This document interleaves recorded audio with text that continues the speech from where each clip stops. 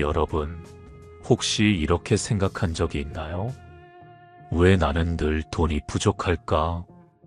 왜 노력해도 경제적으로 여유가 생기지 않을까? 부자는 따로 정해져 있는 걸까? 우리 인생에서 돈과 복은 뗄 수 없는 중요한 문제입니다. 그런데 부처님께서는 말씀하셨습니다. 돈은 흐르는 물과 같아서 복이 있는 사람에게 모인다. 가난은 운명이 아니라 생각과 행동이 만드는 것이다. 이 말의 의미가 무엇일까요? 오늘 부처님의 가르침을 통해 돈과 복이 흐르는 원리를 알려드리려 합니다. 지금까지 가난의 굴레에서 벗어나지 못했다면 오늘 이 이야기가 분명히 도움이 될 것입니다. 오늘 영상을 끝까지 들으시면 당신도 복이 많은 사람이 될 수 있습니다. 함께 가볼까요? 고요한 새벽, 산새가 지저귀고 부드러운 바람이 절마당을 스쳐 지나간다. 스승님, 저는 한 가지 궁금한 것이 있습니다. 무엇이 궁금하냐? 세상을 보면 이상한 일이 많습니다. 어떤 사람은 평생 땀 흘려 일해도 가난을 벗어나지 못하는데 어떤 사람은 노력하지 않아도 저절로 돈이 따르고 하는 일마다 잘 풀리는 것처럼 보입니다. 도대체 돈과 복은 어떻게 오는 것입니까? 부자는 타고나는 것입니까? 돈과 복은 바람처럼 그냥 오는 것이 아니며 누군가가 정해주는 것도 아니다. 이 모든 것은 그 사람이 지어온 업과 인연에서 비롯되는 것이다. 업과 인연이요? 그래. 물에 돌을 던지면 파문이 퍼져나가듯 사람이 짓는 말과 행동이 결국 복이 되기도 하고 가난을 불러오기도 하는 것이다. 돈과 복이 머무르는 사람에게는 반드시 이유가 있다. 복을 짓지 않고도 복을 얻으려 하면 그것은 샘이 마른 우물에서 물을 퍼내려 하는 것과 같다. 하지만 복을 쌓는 사람은 저절로 돈과 인연이 따르게 된다. 제자는 조용히 부처님의 말씀을 되새겼습니다. 잠시 후 고개를 들고 다시 물었습니다. 그렇다면 복을 쌓는다는 것은 정확히 무엇을 의미하는 것입니까? 많은 사람들이 돈을 벌기 위해 애쓰지만 정작 복을 짓는다는 것이 무엇인지 모르는 것 같습니다. 부처님은 잔잔한 미소를 지으며 대답했다. 복을 쌓는다는 것은 단순히 착한 일을 많이 하는 것이 아니다.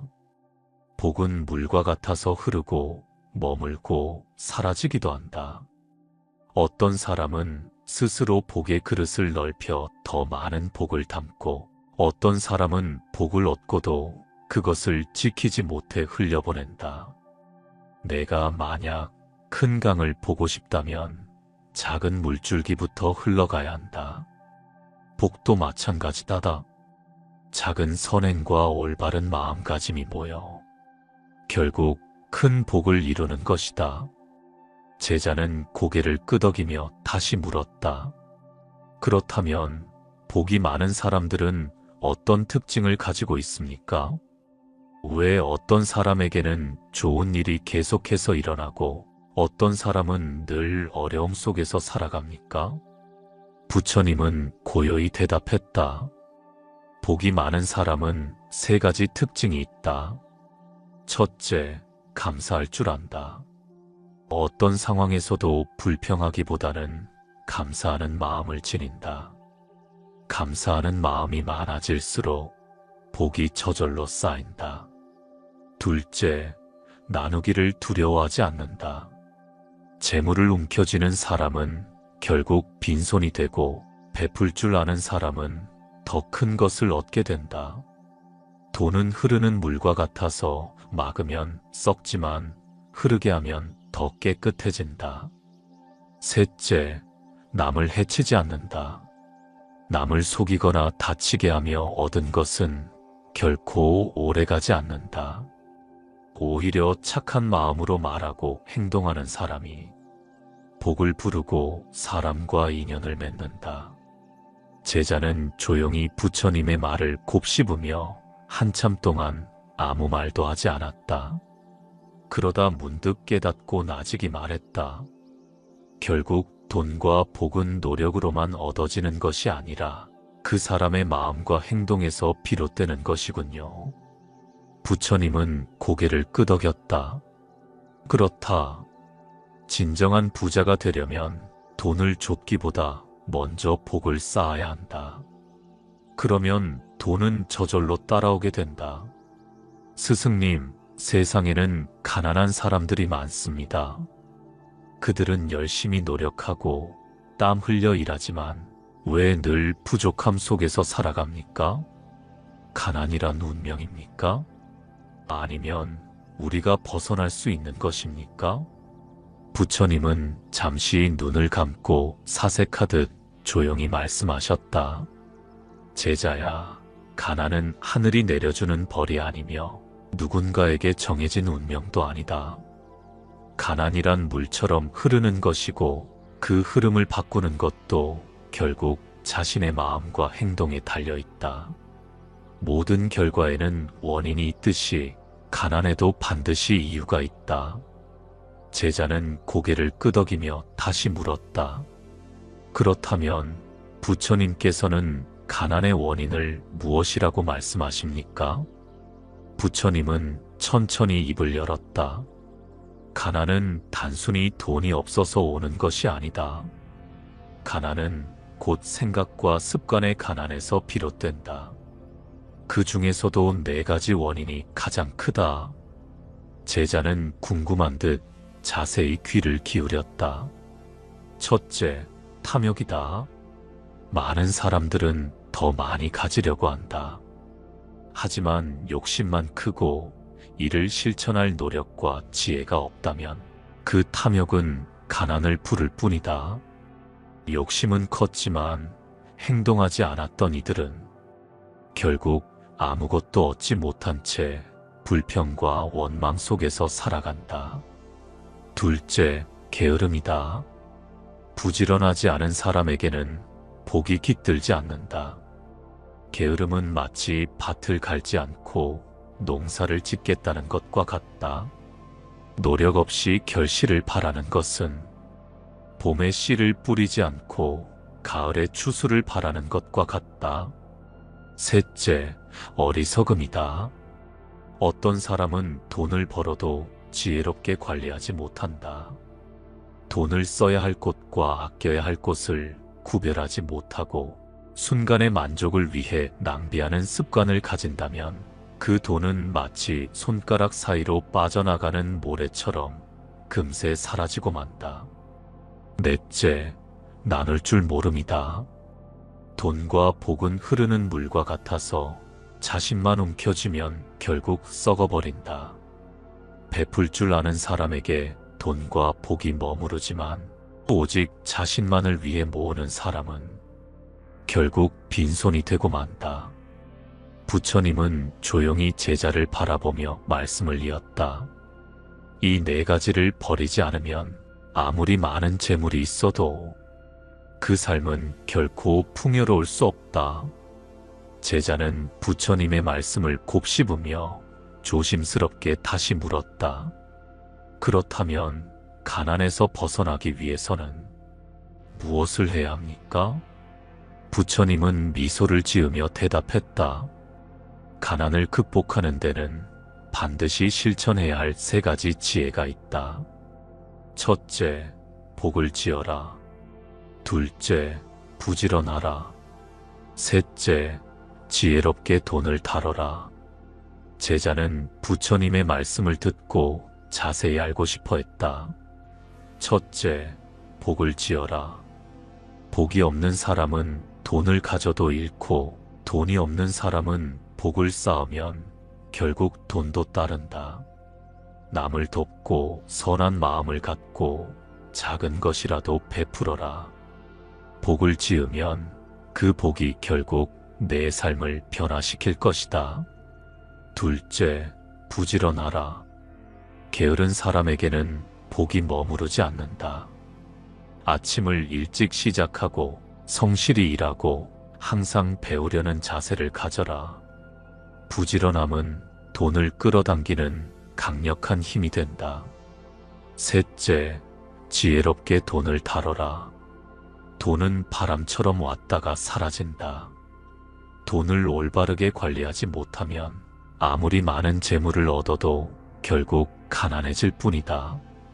소비를 조절하고 쓸데없는 낭비를 줄이고 돈이 들어오는 길을 만들어라. 그러면 돈은 너를 피해가지 않을 것이다. 제자는 깊이 깨닫고 고개를 끄덕였다. 부처님은 마지막으로 중요한 가르침을 주셨다. 돈을 끌어당기는 사람은 늘 감사하고 나누며 절제할 줄 안다. 돈이 없다고 불평하지 말고 지금 가진 것에 감사하라. 베풀 수 없을 만큼 가진 것이 없다고 생각하지 말고 작은 것부터 나누어라. 지금 가진 돈을 소중히 여기고 어디에 써야 하는지 지혜롭게 판단하라. 그러면 돈과 복은 내 곁을 떠나지 않을 것이다. 제자는 조용히 부처님께 합장하며 말했다. 스승님, 이제야 알겠습니다. 돈을 좁기보다 복을 쌓아야 하며 가난은 운명이 아니라 나의 습관과 마음에서 비롯된다는 것을요. 부처님은 고요한 미소를 지으며 말씀하셨습니다. 그래, 돈이 많은 것이 부자가 아니라 복을 짓고 나누는 사람이 진정한 부자이다. 그 순간 절마당에 따뜻한 햇살이 스며들었다.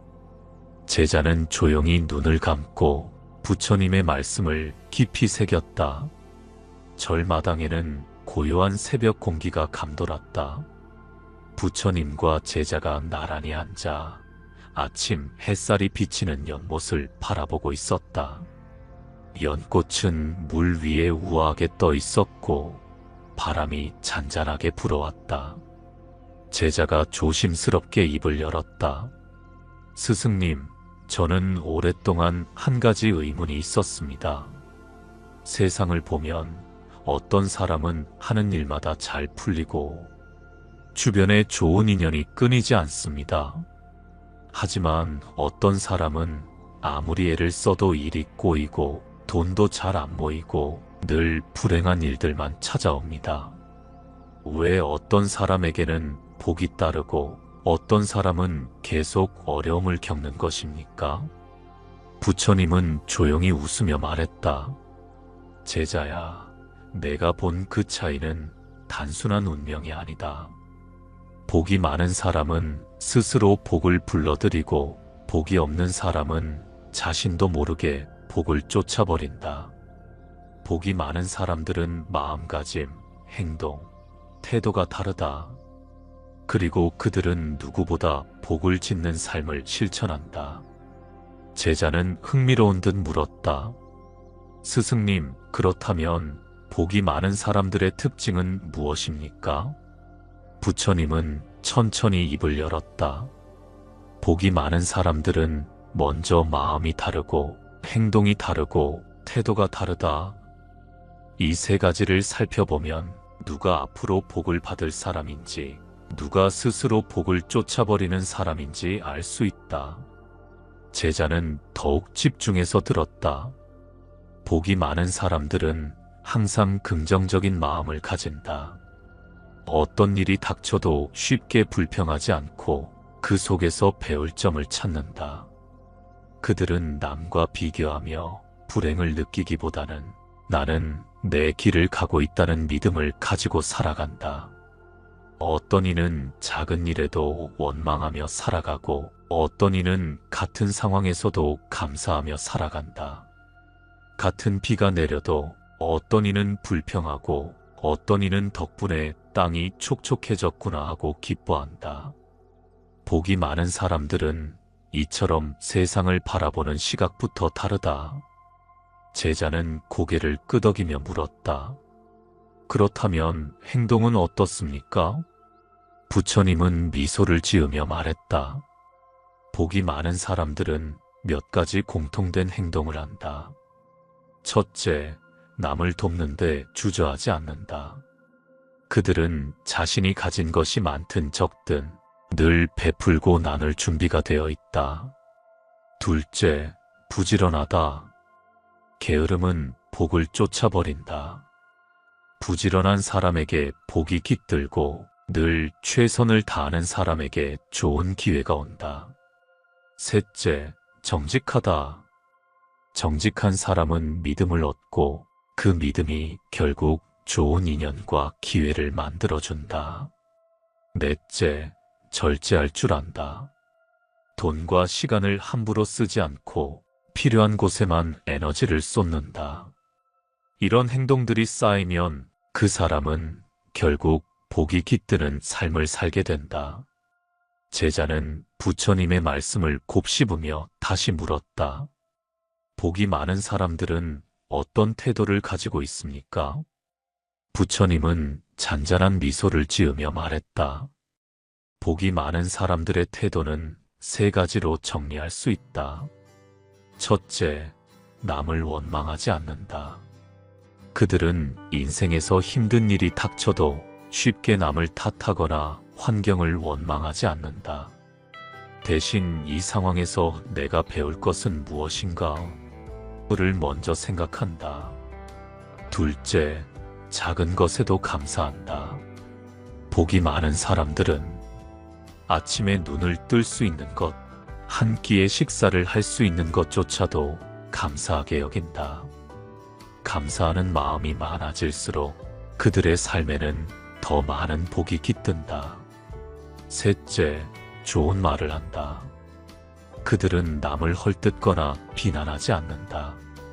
좋은 말을 많이 하는 사람 곁에는 좋은 사람들이 모이고 결국 더 좋은 인연과 기회가 따라온다. 부처님의 말이 끝나자 제자는 깊이 고개를 끄덕였다. 제자는 조심스럽게 물었다. 스승님, 그렇다면 복을 짓는 가장 좋은 방법은 무엇입니까? 부처님은 조용히 연못을 바라보며 말했다. 복은 물과 같다. 흐르게 하면 맑아지고 막으면 썩는다. 복을 쌓으려면 반드시 세 가지를 실천해야 한다. 첫째, 나누어라. 나눌수록 복은 더 크게 돌아온다. 둘째, 베풀어라. 작은 도움도 괜찮다. 남을 위해 좋은 말을 하고 따뜻한 관심을 가져라. 셋째, 감사하라. 감사하는 마음을 가진 사람에게는 복이 절대 떠나지 않는다. 부처님은 마지막으로 말했다. 오늘부터 작은 것이라도 실천해 보아라. 누군가에게 따뜻한 말을 건네고 내가 가진 것에 감사하고 남에게 도움을 줄 기회를 찾아라. 작은 실천이 쌓이면 너의 인생은 반드시 달라질 것이다. 제자는 조용히 눈을 감고 부처님의 말씀을 깊이 새겼다. 한 제자가 부처님께 물었다. 스승님, 세상에는 돈이 많은 사람들이 많습니다. 그들은 크고 화려한 집에서 살고 하고 싶은 것을 다 하며 살아갑니다. 하지만 어떤 사람들은 아무리 돈을 벌어도 만족하지 못하고 늘 불안해하며 더 많은 것을 원합니다. 반면에 어떤 사람들은 돈이 많지 않아도 늘 행복하고 평온한 삶을 살아갑니다. 도대체 진짜 부자란 무엇입니까? 부자가 된다는 것은 결국 돈이 많아지는 것입니까? 부처님은 제자를 바라보며 조용히 말씀하셨다. 돈이 많다고 진짜 부자가 되는 것은 아니다. 진정한 부자는 돈이 아니라 마음의 풍요로움을 가진 사람이다. 돈을 좇는다고 부자가 되는 것이 아니며 돈을 움켜쥔다고 풍요로운 삶을 사는 것도 아니다. 그렇다면 진짜 부자는 어떤 사람일까? 부처님은 조용히 연못을 바라보며 말을 이었다. 어떤 사람들은 돈이 많아야 부자라고 생각한다. 하지만 돈이 많아도 늘 불안하고 더 많은 것을 갈구하며 살아간다면 그는 진짜 부자가 아니다. 가진 것이 많아도 나누지 못하는 사람, 불안과 두려움 속에서 사는 사람은 진정한 부자가 아니다. 반대로 가진 것이 적어도 만족할 줄 알고 마음이 편안한 사람은 이미 부자다. 돈이 많다고 해서 결코 평온한 삶을 보장받는 것이 아니며 돈이 부족하다고 해서 반드시 불행한 것도 아니다. 제자는 부처님의 말씀을 듣고 고개를 끄덕였다. 그렇다면 부처님께서 말씀하시는 진짜 부자의 조건은 무엇입니까? 부처님은 미소를 지으며 대답했다. 진정한 부자가 되려면 3가지 조건을 갖추어야 한다. 돈을 아무리 많이 벌어도 늘 부족하다고 느끼는 사람은 가난한 사람이다. 하지만 가진 것이 많지 않아도 마음이 평온하고 만족할 줄 아는 사람은 이미 부자다. 진짜 부자는 더 많은 것을 바라기보다 지금 있는 것에 감사하는 사람이다. 욕심이 많으면 만족할 줄 모르고 만족할 줄 모르면 늘 가난한 삶을 살게 된다. 제자는 고개를 끄덕이며 물었다. 그러면 돈이 많아도 불행한 사람들이 많은 이유는 무엇입니까? 부처님은 조용히 미소를 지으며 말을 이었다. 돈을 움켜쥐고 있는 사람은 겉으로는 부자로 보일지 몰라도 그 마음은 늘 빈곤하다. 돈과 복은 물과 같아서 흘러야 맑아지고 막으면 썩는다. 진짜 부자는 돈이 많아서가 아니라 그 돈을 가치 있게 쓸 줄 아는 사람이다. 나눌 줄 알고 베풀 줄 아는 사람이 진정한 부자다. 세상에는 돈은 많지만 행복하지 않은 사람도 있고 많이 베풀어도 더 풍요로워지는 사람도 있다. 진짜 부자는 자신이 가진 것을 남과 함께 나누는 사람이다. 제자는 깊이 생각하며 다시 물었다. 그렇다면 부자가 되기 위해 우리는 어떤 삶을 살아야 합니까? 부처님은 마지막으로 중요한 가르침을 주셨다. 진정한 부자가 되기 위해 삶의 풍요를 만드는 방법을 실천해야 한다. 첫째, 감사하는 마음을 가져라. 감사가 많아질수록 복도 많아지고 돈도 따라온다. 불평하는 사람에게는 돈이 있어도 늘 부족하지만 감사하는 사람은 작은 돈도 크게 쓸 수 있다. 둘째, 돈을 좇지 말고 복을 쌓아라. 돈은 바람처럼 왔다가 사라지지만 복은 쌓을수록 커진다. 돈을 벌기 위해 남을 속이거나 악한 방법을 쓰는 사람은 결코 부자가 될 수 없다. 하지만 복을 쌓고 좋은 인연을 만들며 성실하게 살아가는 사람에게는 돈도 따라오고 풍요로운 삶도 함께 온다. 셋째, 나눌 줄 알아라. 돈은 움켜쥐면 사라지지만 흘려보내면 다시 돌아온다. 작은 것이라도 나누고 베풀면 그 복이 다시 자신에게 돌아오게 된다. 이 3가지를 실천하는 사람이 진정한 부자가 되는 것이다. 부처님은 마지막으로 조용히 말씀하셨다. 돈은 모래와 같아서 손으로 꼭 움켜쥐려 하면 빠져나가고 가볍게 두면 손 위에 머물러 있다.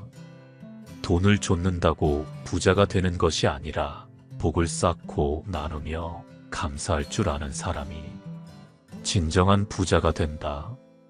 돈이 많아서가 아니라 마음이 풍요로운 사람이 가장 행복한 사람이다. 제자는 깊이 깨닫고 부처님께 합장하며 말했다. 이제야 알겠습니다, 스승님. 진짜 부자는 돈이 많은 사람이 아니라 마음이 부자인 사람이군요. 부처님은 고요한 미소를 지으며 말했다. 그래, 그 사실을 깨달았다면 이제부터 너도 진정한 부자가 될 것이다. 절마당에는 따뜻한 햇살이 스며들었다. 제자는 조용히 눈을 감고 부처님의 말씀을 마음 깊이 새겼다. 부처님의 가르침은 단순한 이론이 아닙니다. 이것을 삶에서 실천한 사람들은 실제로 삶이 달라지는 경험을 하게 됩니다. 지금부터 진정한 부자의 길을 실천한 사례를 소개하겠습니다. 어떤 변화를 만들었는지 함께 살펴보겠습니다. 서울에서 유명한 사업가 김 씨는 남들이 부러워할 만큼 많은 재산을 가지고 있었다. 좋은 차, 넓은 집, 해외여행, 무엇 하나 부족함이 없었다. 하지만 그는 항상 불안했다. 돈을 잃을까 걱정했고 경쟁자들이 자신을 앞설까 두려웠다. 직원들에게는 인색했고 돈을 더 벌기 위해 무리한 투자를 하곤 했다. 어느 날 그가 신뢰하던 동업자가 배신을 하고 떠났다. 그리고 연이어 사업이 기울기 시작했다. 그는 돈을 잃기 시작하자 더욱 초조해졌고 밤에도 제대로 잠을 이루지 못했다. 그러던 어느 날 그는 우연히 절에 들러 한 스님과 대화를 나누게 되었다. 스님, 저는 돈이 많지만 불안합니다. 행복해지기 위해 더 많은 돈을 벌었는데 왜 저는 이렇게 불행할까요? 스님은 조용히 미소를 지으며 말했다. 당신은 돈이 많지만 마음이 가난하군요. 진짜 부자는 돈이 아니라 마음의 여유를 가진 사람입니다.